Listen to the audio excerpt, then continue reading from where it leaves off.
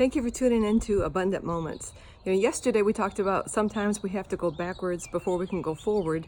And I just wanted to re-emphasize something to you about that. Oftentimes when we're going backwards, it seems like we go through tests, or even sometimes when we're headed in the right direction, we think, we still go through times of testing.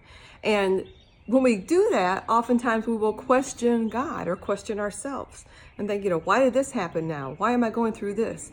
But think about it for a minute.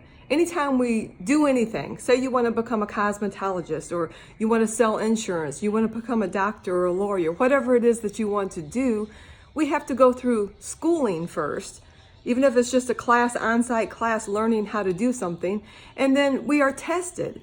And the greater the thing that you're going to do, if you're going to become a doctor or a lawyer or something like this, there are more and more tests that you have to pass before you can actually become that.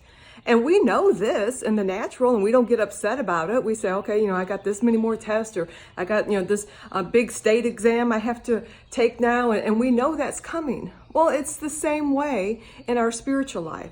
It's the same way with other things. But when we have to go through those tests, sometimes we get discouraged and we think everything is just not going to work out like we had believed and we had faith for. But I want to encourage you today, when you go through those times of testing, just know that you're headed then to finally becoming or doing what it is you wanted to do, because you're going to go through the test. And when you go through tests, if you fail it, the Lord doesn't say, oh, okay, forget this, but we get to pass it again. We get to take it again. And then know this, when you go through a test, I remember years ago when I pastored in Michigan, I was going through a test and I was standing there in my kitchen sink doing the dishes, and I was praying. I said, Lord, I've been praying, I've been asking you to speak to me, and it seemed like, the heavens were silent.